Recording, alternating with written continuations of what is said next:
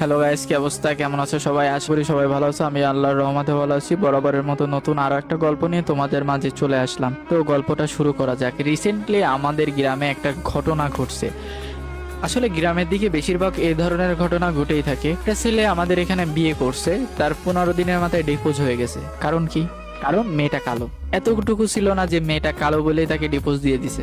পরিবারের সবাই দেখে শুনে তাকে আনিছে, একবারেতে 5 বার দেখছে। দেখার পরে তাকে এই বাসায় নিয়ে আসছে। আরো শুনতে পাই যে মেয়েটার রিলেশন ছিল, যার কারণে শ্বশুর শাশুড়ির সাথে বারবার ঝগড়া বাঁধতো। একটা মেয়ে তার পরিবারে ছেড়ে আপনাদের পরিবারে আসছে, কিছুটা সময় দিবেন তো আপনাদের সাথে মানিয়ে নেওয়া। জাস্ট চেহারা দেখেই বললেন যে মেয়েটা ভালো না। আচ্ছা, আপনার ছেলে নিজের নামটা ছাড়া আর কিছুই পারে না, জাস্ট অটো চালিয়ে পরিবারটা চলে। আসলে আমি বলতে চাই না, কারো কর্ম আসলে ছোট না। ছেলেটাকে আর কি বলবো, নিজের পরিবারের কারণে তার নতুন সংসারটা শেষ হয়ে গেল। আচ্ছা মেয়ে, তুমি নতুন পরিবারে আসছো, কেন শ্বশুর শাশুড়ির কথা অবাধ্য হইছো? কেন শ্বশুর শাশুড়ির কথা শোনা যায় না?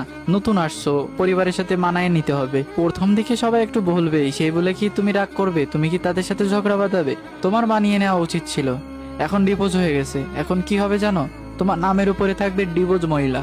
একবারেতে 5 বার দেখার পরেও একবারও মনে হলো না যে মেয়েটা কালো, মেয়েটা আসলে ভালো হবে না? এটা একবারও মনে হলো না আপনাদের? আর মেয়েটাকে বলছি, তুমি যদি রিলেশনই করো তাহলে এই পরিবারে বিয়ে হওয়ার দরকার কি ছিল? তুমি পালিয়ে যেতে, পরিবার যদি না মানতো পালিয়ে যেতে। এখনকার সময়ে এমন একটা জিনিস হয়ে গেছে যে বিয়ে করাটা ছেলে খেলা মনে করে। আজকেরা বিয়ে করলাম, কালকে ডিভোর্স হয়ে গেল।